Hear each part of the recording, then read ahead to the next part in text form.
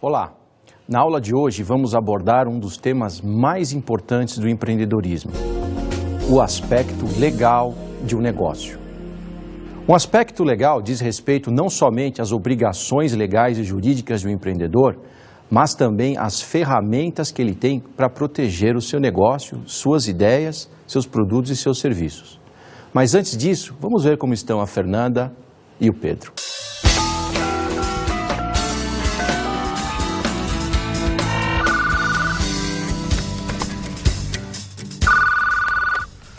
Alô? Oi, Pedro. Oi, Fê. Tudo bem? Tudo ótimo. Então, tô ligando para saber dos negócios. Tá tudo pronto, eu não vejo a hora de começar a vender.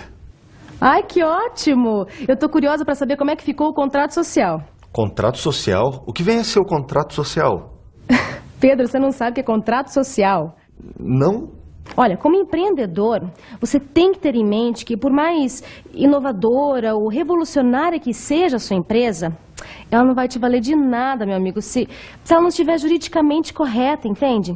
É necessário o cumprimento de regras e aspectos legais. Eu acho que eu vou te fazer o seguinte, eu vou te encaminhar para o meu departamento jurídico. Viram só? Essa situação ocorre muito mais vezes do que vocês imaginam. Muitas vezes os empreendedores começam a fazer seus negócios e simplesmente esquecem que eles têm obrigações legais. Isso pode significar desde uma mera dor de cabeça pequenininha até o fim do negócio. No caso do Pedro, passou despercebido para ele que ele precisava fazer uma coisa chamada contrato social, que faz parte do arcabouço legal que o empreendedor tem que seguir. Mas quais são essas coisas que a gente tem que se preocupar quando a gente está falando de aspectos legais? Bom, primeiro, nenhum empreendedor deve tentar fazer isso sozinho.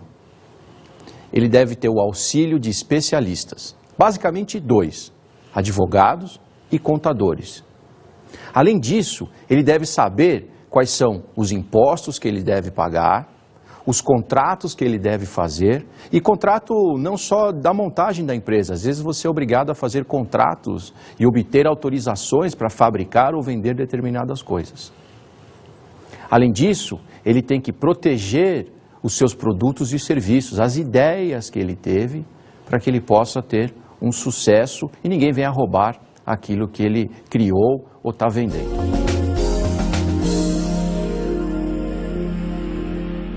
Antes de você começar qualquer negócio, a gente sempre fala assim, olha, para você começar um negócio você precisa ter um sócio. Isso é verdade.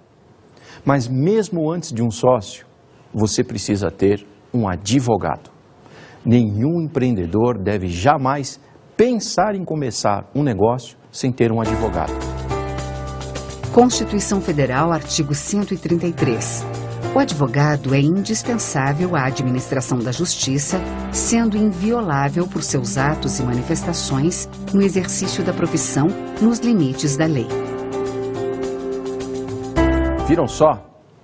O advogado é tão importante que a definição do seu papel está na Constituição brasileira. A gente acostuma a escutar que a gente precisa de advogado quando a gente tem um problema. Muito pelo contrário. A gente precisa de advogados para evitar problemas. Esse é o grande papel do advogado no cenário do empreendedorismo. Um advogado vai explicar para o empreendedor qual a melhor forma de fazer contratos, qual a melhor forma de lançar produtos, não do ponto de vista de marketing ou de vendas, mas do ponto de vista de exigências legais. Ele vai explicar para o empreendedor como ele deve fazer acordos entre sócios, entre parceiros, entre até empresas concorrentes. Portanto, não subestime o papel de um advogado. O custo de se ter um advogado é muito menor do que ter que gastar dinheiro depois, porque não consultou um e teve problemas. Para a gente entender melhor qual o papel de um advogado, vamos conversar com um deles. Um advogado importante ele é importante porque ele vai poder verificar exatamente qual a necessidade que as pessoas que estão querendo constituir essa sociedade têm, para poder contemplar isso num contrato social que represente a melhor maneira, a melhor distribuição de como essa atividade vai ser exercida, de como vão ser as relações entre os sócios dentro da sociedade. Cada atividade específica demanda em algumas situações, autorizações específicas que são providências que devem ser tomadas ou antes ou concomitante com o registro do teu contrato social. Primeiro, o endereço da sociedade tem que ser consultado. Em caso desse endereço não funcionar ou der errado, vai ser necessário que você entre com uma ação na justiça, em algumas condições. Então, o endereço é uma coisa muito importante. Então, esse é um primeiro procedimento. Tirando o endereço, você depois vai ter o registro do contrato perante um órgão de registro de comércio, que é a ordem disso daí na junta comercial. Depois disso, você vai obter o Cadastro Nacional de Pessoa Jurídica, que é um cadastro junto à Secretaria da Receita Federal. Depois você obtém um alvará de funcionamento. Se a sociedade tem por objetivo comércio, vai ter circulação de mercadorias, ela vai ter que se inscrever perante a Receita Estadual. Se é meramente serviços, aí com o alvará sai uma inscrição do Imposto sobre Serviços junto à Prefeitura Municipal. Hoje não existe mais a divisão entre sociedades civis e sociedades mercantis, porque houve uma modificação do Código Civil brasileiro que revogou o Código Comercial. O Código Comercial ele vigorava desde 1850, com uma tese, a tese dos atos de comércio. Aquilo que era ato de comércio caracterizava a sociedade como mercantil. O que não fosse um ato de comércio caracterizava a sociedade como sociedade civil. A diferença agora é entre sociedades empresárias e sociedades simples. As sociedades simples são eminentemente aquelas sociedades exercidas por profissionais liberais. Sociedade de advogados, de médicos, de dentistas, são sociedades simples. Tá? Agora, as sociedades que não têm essa natureza são consideradas todas empresárias. A distinção é que as sociedades simples continuam tendo registro no cartório civil de pessoa jurídica e as sociedades todas empresárias têm registro no registro público de empresa mercantil nas juntas comerciais. É importante consignar que as sociedades anônimas, independente da atividade que exerçam, são sempre sociedades empresárias e as cooperativas, por expressa disposição da lei, são sempre sociedades simples. Tá? Então, hoje, você só tem uma distinção entre quem é uma sociedade empresária e quem é uma sociedade simples. O empresário individual se constitui por mera declaração levada a registro perante a junta comercial. Você faz uma declaração de que você é um empresário individual, diz estar com capital para o exercício da tua atividade, diz qual a atividade que você vai exercer, e você se registra na junta comercial, tendo certo que o empresário individual tem responsabilidade ilimitada por qualquer obrigação que ele contrai durante o exercício da atividade. Então, todo o seu patrimônio pessoal responde pelas dívidas da sociedade. Da sociedade não, né? Do exercício da atividade que ele exerce. Além do advogado, o empreendedor não pode prescindir de um contador. Vamos ver o que é um contador. Os contadores são responsáveis por controlar e reportar as atividades contábeis da empresa de acordo com as legislações em vigor, bem como auxiliar o empreendedor na abertura de sua empresa, uma vez que a mesma se faça necessária. A quantidade de documentos e burocracia que um empreendedor deve seguir é muito grande. E não tente pensar que você consegue fazer isso sozinho. Você pode até conseguir no começo. Mas conforme a sua empresa vai crescendo, isso vai se tornando impossível. Um contador vai ajudar o empreendedor a entender o que a gente chama de arcabouço tributário e a parte contábil da empresa, ou seja, o registro das transações financeiras que uma empresa tem. Toda empresa é obrigada a ter isso, para prestar contas, mas também para gerenciar o seu negócio. Não ache que contador é simplesmente um profissional que você fica mandando documentos para ele e no final do mês ele te apresenta relatórios. Um bom empreendedor usa o contador como um parceiro, quase um sócio, porque dependendo da forma que você gerenciar a contabilidade da sua empresa, você pode ganhar ou perder dinheiro. Isso mesmo. Um bom contador vai explicar para você, empreendedor, como é que você deve, por exemplo, empacotar um produto ou um serviço para que os tributos que você pague sejam menores, adequados, porém menores, para que você não pague impostos desnecessariamente. Combinado com o advogado, ele faz com que o empreendedor tenha uma visão 360 graus de todos os riscos e obrigações que ele deve ter em mente. Para a gente entender um pouquinho melhor o papel do contador, vamos conversar com já na constituição da empresa, onde se define exatamente o campo de atuação da empresa, é importante que o contador esteja presente, porque ali se define, inclusive, formas de tributação, se ela vai ficar no lucro real, lucro presumido, na forma de tributação simples. Então eu vejo que sem o contador junto neste momento, você já pode iniciar a sua empresa de modo errado. Fundamental e de suma importância o papel do contador já na constituição da empresa, que se inicia na elaboração do contrato social. Os procedimentos contábeis para a abertura da empresa inicia-se na escolha do local, onde se define aonde que vai ficar constituída a empresa. Então, nesse primeiro momento, através da indicação fiscal do imóvel, deve-se definir, então, a consulta comercial para ver se a prefeitura da localidade libera aquele espaço para que a empresa possa atuar. Após essa consulta liberada, já tem que se ter em mente também o contrato social elaborado com esse endereço para que inicie-se então a abertura da empresa com o registro na junta comercial. Então é uma sequência: primeiro a consulta comercial, liberação da prefeitura, logo após a elaboração do contrato social com objeto social, sócios, nome da empresa, esse endereço que já está previamente liberado pela prefeitura.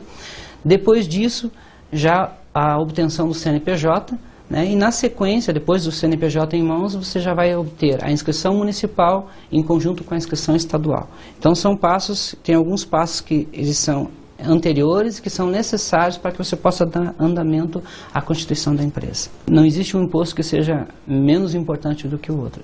Eu acredito que quando você constitui uma empresa, define um objeto social e, através desse objeto social, você define a forma de tributação da empresa, todos os impostos que são incidentes sobre o produto desse objeto que a empresa vai operar, eles são importantes, Então, não vejo que existe um mais importante ou menos importante. Cada um tem a sua importância, todos eles são devidos, A empresa, na verdade, quando ela é constituída, que é definido aonde que ela vai atuar, que tipo de serviço ou de produto ou que ela vai fazer, que ela vai prestar, ela está obrigada a recolher os impostos. E aí a importância, então, de que você faça uma apuração correta dos impostos, que você enquadre esta empresa na forma de tributação que seja a correta também, para que não tenha nenhum problema posterior, para que você não venha a ter multas, juros sobre recolhimento de impostos que tenham deixado de ser recolhidos, que nós chamamos aí das obrigações principais. E em decorrência disso vem as obrigações acessórias, que é todos os relatórios, os informes que nós temos como contador e como empresa de estar prestando às entidades, que é a prefeitura, ao Estado e a Receita Federal. Os impostos influenciam de uma forma direta na tributação da empresa. Uma escolha errada pode ocasionar sérios problemas. Como exemplo, eu vou citar o Super Simples, onde a partir da entrada do Super Simples, as empresas de contabilidade e serviços contábeis tiveram a possibilidade de se enquadrar. A partir da entrada do Super Simples de julho de 2007 para cá, as empresas de serviços contábeis podem optar pelo Super Simples. Mas o importante é salientar aqui que nem sempre é a melhor escolha. Por exemplo, um escritório de contábil só é importante ele ficar nessa forma de tributação se a relação de folha de pagamento, de custo de folha de pagamento com base no faturamento for igual ou superior a 40%. Ou seja, o total despesa de folha dividido pelo faturamento seja superior a 40%. Aí sim ela pode, na tabela do Super Simples, ter uma tributação que seja inferior se ela ficasse no lucro presumido. Que no lucro presumido hoje a tributação federal está em torno de 16,33. Se um escritório de contábil não tiver essa relação superior a 40%, ou seja, uma estrutura de folha alta, 40% do seu faturamento, ela pode cair na alíquota de 17%, ou seja, ela já inicia na tabela do Super Simples com uma alíquota superior ao lucro presumido. A escolha errada dessa forma de tributação, como nesse exemplo que eu citei, pode ocasionar aí uma escolha desagradável para a empresa, ou seja, ela vai ser tributada numa forma de tributação que teoricamente seria melhor para ela, porém ela vai estar numa alíquota superior a se ela ficasse no regime de tributação anterior. Viram só? Contador é muito importante. Então não se esqueçam, antes de montar qualquer negócio, advogado e contador. Assim você vai ter certeza de que pelo menos os erros que você cometer são erros que você não sabe que você teria que ter cometido. Outro personagem muito importante do empreendedor é um contrato social. O contrato social define, do ponto de vista legal, a sua empresa.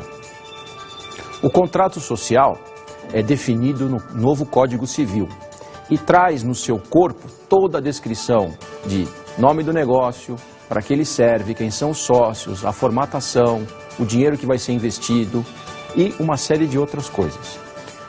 Existem vários tipos de contratos sociais, mas algumas cláusulas são obrigatórias, todo contrato social deve ter.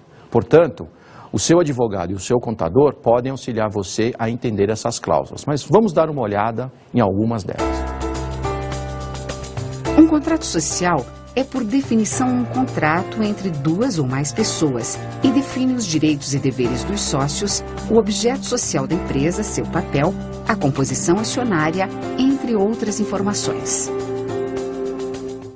Basicamente, o contrato social tem o seu título, um preâmbulo, o corpo e um fecho. Cada um desses blocos tem uma formatação específica e várias cláusulas são obrigatórias. Não são poucas, não, são várias. Aproximadamente umas 15, 16 cláusulas que todo empreendedor deve saber e deve colocar no seu contrato social. As três primeiras são o nome, o endereço e o capital que vai ser investido na empresa. O nome da empresa é muito importante, pode parecer uma coisa simples, mas é muito importante porque vai caracterizar o que a empresa pode fazer e o que ela não pode fazer. Toda empresa deve ter um endereço num local comercial. E aí já entra o advogado e o contador. Às vezes você quer abrir uma empresa de um determinado tipo, num determinado local, e legalmente isso não é possível. Se você não tivesse perguntado para um advogado, provavelmente você abriria a empresa e sofreria as consequências disso. O capital define a responsabilidade máxima financeira que os sócios têm com relação àquele empreendimento.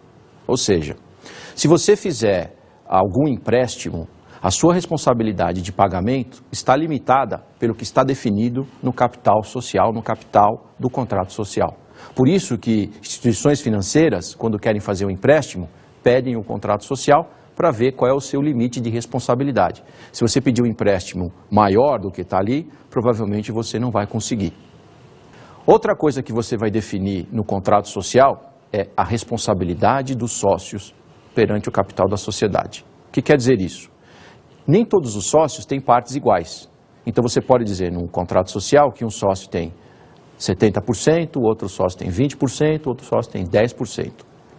Caso haja uma dissolução da sociedade ou algum tipo de responsabilidade que os sócios são solidários, cada sócio vai entrar nessa proporção com a sua responsabilidade. Portanto, tome muito cuidado quando alguém chega para você e fala: empresta um pouco o seu nome que eu preciso montar uma sociedade, vou te dar um pouquinho da empresa. Você vai ser responsável por isso dentro do limite do capital da empresa, na proporção que você definiu que você vai entrar como sócio. Todo contrato precisa ter um objeto, o que significa o quê? O que ele está descrevendo, o que ele está protegendo. A mesma coisa vale para o contrato social. Você precisa ter no contrato social a declaração objetiva e precisa do objeto. O que a empresa vai fazer, como, que serviços ela vai vender. Tudo isso precisa estar lá muito bem descrito para que você possa ser enquadrado tributariamente, para que você possa atrair novos sócios ou fazer novos negócios, para que você possa ter uma clara definição do que a sua empresa vai fazer, não só perante a sociedade, mas também perante as instituições do governo que vão tributar a sua empresa, quer você queira, quer você não. Outra coisa que você vai ter que descrever no seu contrato social é o exercício social, o período que você vai ter esse negócio. Geralmente, as empresas são feitas para durar a eternidade, mas não necessariamente. Você pode ter uma empresa que tem um período pré-definido de existência para fazer um determinado projeto, um determinado negócio.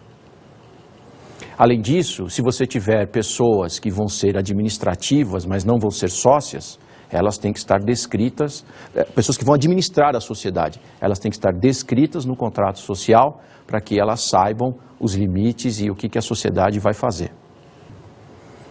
Esse administrador não sócio tem que ser qualificado porque ele é solidário com as ações que a empresa tomar. Ou seja, se a empresa tomar alguma atitude e essa atitude causar algum prejuízo para alguém, ele vai ser responsabilizado por isso na pessoa física. Portanto, muito cuidado quando você se tornar administrador de um negócio, porque você vai ser responsável não somente pelos seus atos, mas também pelos atos desse negócio. Outra coisa que você vai ter que colocar no contrato social é como os lucros vão ser distribuídos. Você pode ter sociedades onde a porcentagem de cada sócio é igualitária, mas a distribuição de lucros não. Por que isso?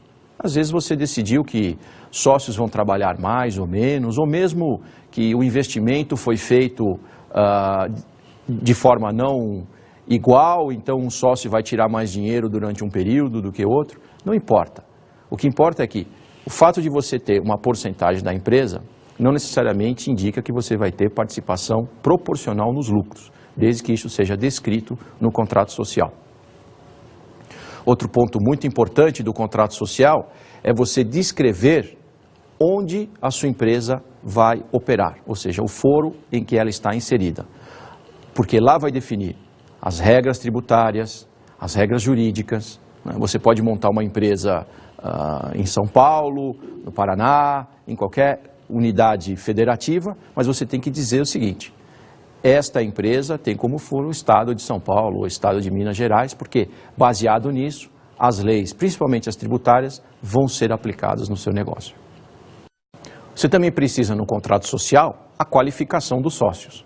Nome, endereço, profissão, os documentos, tudo sobre os sócios, para que eles possam ser identificados, porque eles também vão assinar esse documento.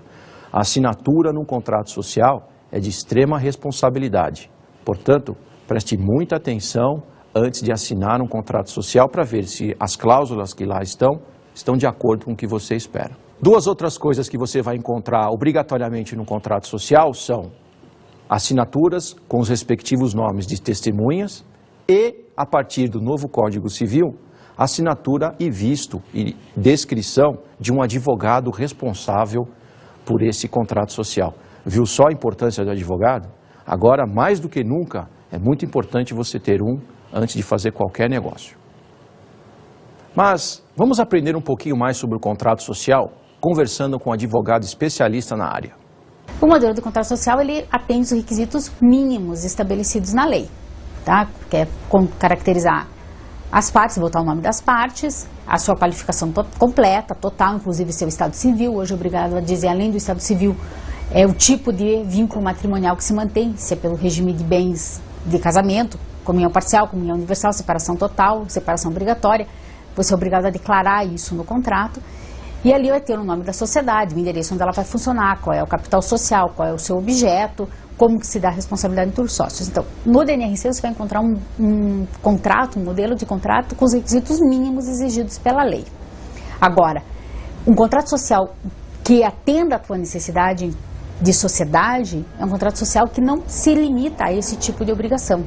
É um contrato social que prevê, além do que é obrigatório pela lei, como que você vai dar em caso de sucessão, em caso que você tenha herdeiros, como que esses herdeiros ingressam na sociedade, como que a sociedade efetivamente se administra por seus próprios sócios ou se administra por terceiro não sócio, se existe limitação de atos que o administrador pode praticar sem que tenha anuência dos sócios, ou se não pode, ou para que atos é necessário efetivamente que os sócios primeiro deliberem para depois que o ato ocorra. Então vai depender muito da complexidade do teu negócio e do que efetivamente se quer. Porque essa ideia de que eu só sou sócio de quem é meu amigo, com o passar do tempo ela está se perdendo no tempo, né? Às vezes você se obriga a associar pessoas que nem necessariamente são pessoas da sua relação pessoal. E você precisa estabelecer melhor a relação que você vai ter com essas pessoas. Então, é importante que o contrato tenha essa previsão, que o contrato amarre essas condições. Então, o contrato é um documento extremamente importante. Não pode ser levado, não pode se comprar contrato como se compra contrato de locação na papelaria. Não é inconveniente que você preencha só os dados daquela minuta que o Departamento Nacional de Registro de Comércio contempla no seu site. Quando você precisar realmente de um contrato social, é conveniente que você procure um advogado para isso. E a relevância disso é tão grande que o Estatuto da OAB entende que você não pode assinar um contrato social sem a presença de um advogado, sem que o advogado viste o documento. Quando você vista o documento, a tua primeira pergunta vai ser para o teu cliente: é exatamente isso que você quer? Porque na maioria das vezes a gente observa que as pessoas sequer leem o contrato social. Quando elas começam a ter problemas, que elas vão ver o que está previsto no documento. Ou então, quando ela entrega para um advogado ler o contrato, o advogado diz, me sinto muito, mas o que a pessoa está fazendo é exatamente o que está no contrato. Se você não queria, você não podia ter contratado assim. Então, para esse tipo de situação, que você tem que refletir muito bem como que você vai redigir o contrato. Viram só a importância do contrato social? Portanto, não subestime a sua confecção. Olhe bem, preste atenção, veja as cláusulas e converse com o seu advogado e com o seu contador para que você tenha um contrato social que satisfaça o seu negócio por bastante tempo. E se você precisar mudar, há formas de você fazer isso.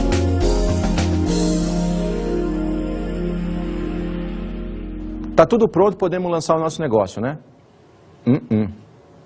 Uma das coisas mais importantes que muito empreendedor esquece é o chamado imposto. Imposto é uma fatia da riqueza da sociedade que é dada ao Estado para custear suas obrigações. Há um ditado que diz o seguinte: na vida a gente tem duas certezas quando nasce. Uma que a gente vai morrer e a outra que a gente vai pagar imposto. Isso é verdade. Não tem como você fugir do pagamento de impostos. Você pode até achar que às vezes você deixando de pagar um determinado imposto, você não está pagando. Não, isso volta para a sociedade diluído e volta para você. Você vai pagar. Portanto, é sempre melhor pagar os impostos. Mas quais impostos pagar? Essa é uma grande dúvida no Brasil hoje. A carga tributária é muito complexa. Portanto, você precisa entender, através da ajuda de um advogado, olha só, de novo advogado, e um contador, olha só, de novo contador, quais são os impostos que a sua empresa deve pagar. Basicamente, os impostos são divididos em 3 tipos. Os impostos federais, os impostos estaduais e os impostos municipais. Cada imposto tem uma aplicação diferente. Muitos impostos voltam para o próprio empreendedor.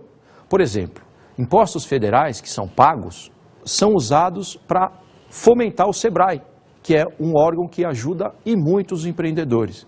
Olha só, então no fim você está pagando uma coisa que está ajudando diretamente você como empreendedor. Mas antes da gente explorar mais esse mundo interessante dos impostos, vamos ver como o Pedro e a Fernanda estão se saindo. E eu que pensava que fazendo um bom planejamento estratégico e financeiro, estava tudo garantido. Ah, mas não é só isso não, meu amigo. Olha, o cumprimento dessas regras bem definidas pelo governo, elas garantem que o seu investimento seja protegido e evitam futuras dores de cabeça, né? Ok, entendi. Então eu tenho que fazer o contrato social antes de abrir o negócio. Além disso, você tem que prestar atenção nos impostos necessários. Eles devem compor o preço dos produtos e serviços que você vai oferecer aos seus clientes. Ok, entendi. Tá? E eu vou fazer o seguinte. Eu achei legal. Viram só que interessante? A Fernanda fez um comentário que muitos empreendedores às vezes esquecem, que os impostos devem fazer parte do preço do produto ou do serviço que o empreendedor oferece. E às vezes a gente não sabe quais são esses impostos, porque eles são muitos ou não formos perguntar para os especialistas. Por falar em perguntar para o especialista, vamos conversar com um para a gente entender um pouquinho melhor sobre impostos. Sobre a empresa, nós podemos ter impostos de importação, que as empresas, quando fazem o comércio exterior, podem pagar. Exportação, o IPI para as empresas industriais, o imposto de renda na modalidade da pessoa jurídica. Se uma empresa for proprietária de um imóvel rural, pagará o ITR. Se ela fizer uma operação financeira, uma operação de crédito, câmbio de seguro, vai pagar o IOF. Então, praticamente todos eles, nós teríamos impostos onde a empresa estaria sujeita ou poderia assumir a condição de contribuinte. O imposto é um tipo de tributo que ele, em regra, é utilizado para as despesas gerais do Estado. No caso, estamos falando da União, então seriam as despesas gerais dos órgãos da União, dos ministérios que compõem a União, dos seus poderes, poder executivo, legislativo, judiciário. Portanto, é um dinheiro que é utilizado para a manutenção desses órgãos. Além disso, a Constituição prevê também uma função importante, que é a repartição de receitas. Muitos impostos que a Constituição prevê, nem todos, mas alguns deles, O produto da arrecadação é repartido com estados, Distrito Federal e municípios. Além disso, também há uma repartição em favor dos fundos de participação, fundo de participação do Estado, Distrito Federal e municípios. Essa função é muito importante porque, através dessa repartição de receitas, a União consegue alguns elementos importantes para o país. Por exemplo, a integração nacional, consegue direcionar os recursos para as áreas mais pobres, menos favorecidas, então consegue fazer uma diminuição da diferença econômica entre as regiões, as deficiências econômicas e sociais entre as diversas regiões do país, e também consegue direcionar os recursos para investimentos importantes no setor de infraestrutura e no setor socioeconômico, que são de importância capital para o desenvolvimento da economia nacional. De uma maneira geral, a carga tributária brasileira ela está acima dos padrões mundiais para um país do porte do Brasil. Ela não chega a ser uma carga tributária, digamos assim, absurda, mas ela é uma carga tributária inadequada. Ela precisaria ter uma revisão, sobretudo na questão burocrática, na questão do tratamento da burocracia, e precisaria também haver algumas medidas de desoneração de alguns setores. Tem havido algumas evoluções nesse sentido, mas ainda insuficientes. Além dos impostos federais, também nós temos os impostos estaduais e os municipais. A melhor forma para o empreendedor saber quais são os impostos que ele tem que pagar é conversar com o seu contador, mas na dúvida também checar, por exemplo, com o Sebrae.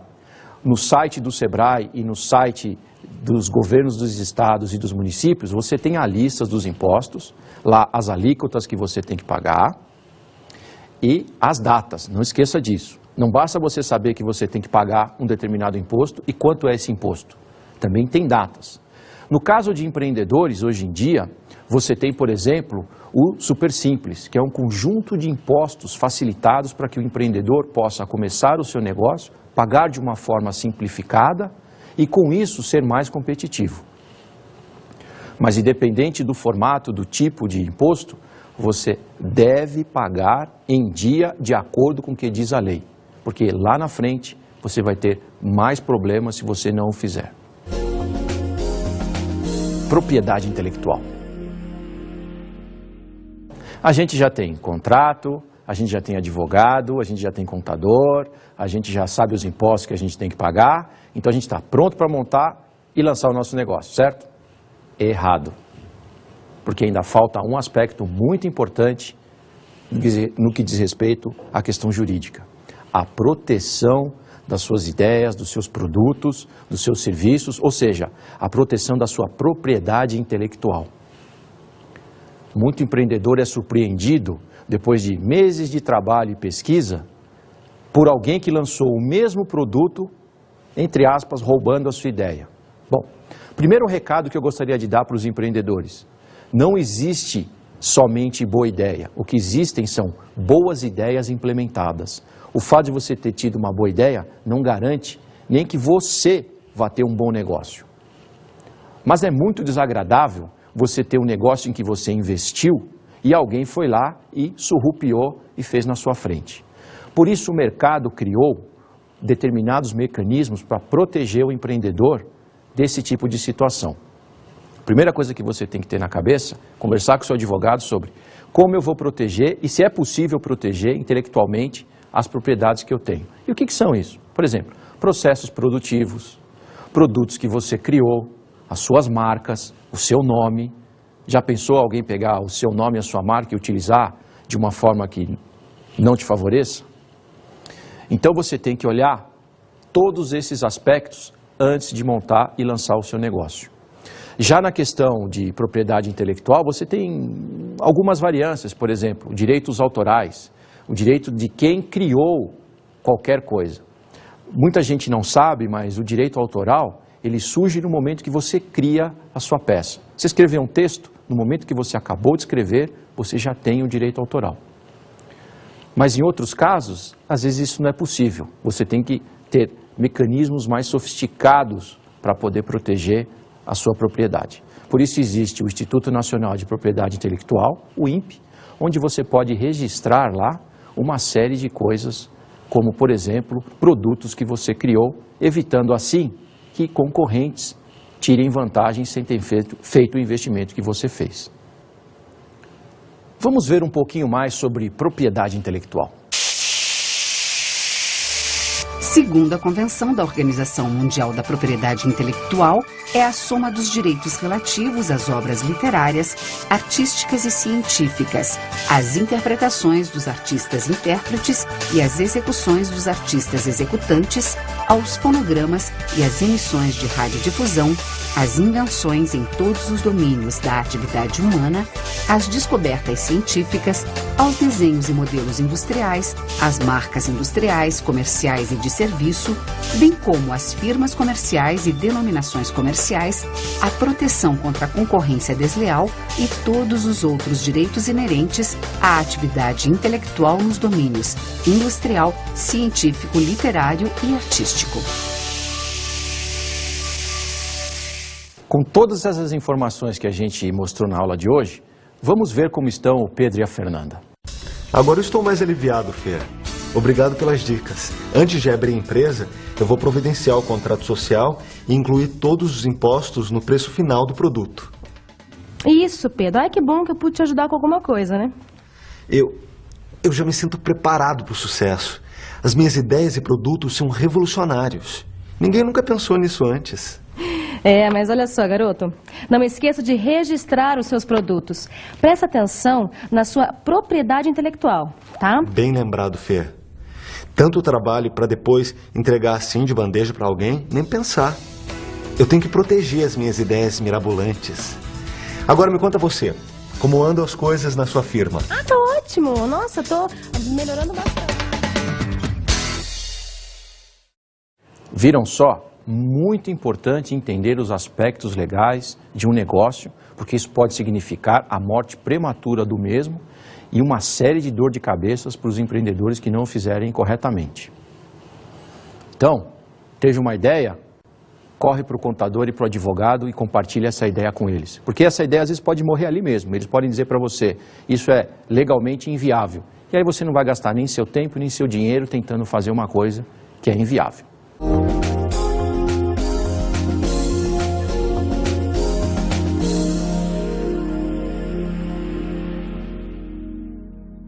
Para a gente encerrar a nossa aula de hoje, eu vou dar a dica de leitura de um livro muito interessante. É a leitura do livro Gestão de Impostos para Pessoas Físicas e Jurídicas, do Mário Shingaki, da editora Saraiva. Uma excelente leitura que aborda os temas que nós falamos na aula de hoje. Não se esqueçam de prestar muita atenção nos tópicos da aula de hoje. Eles são vitais para qualquer empreendedor.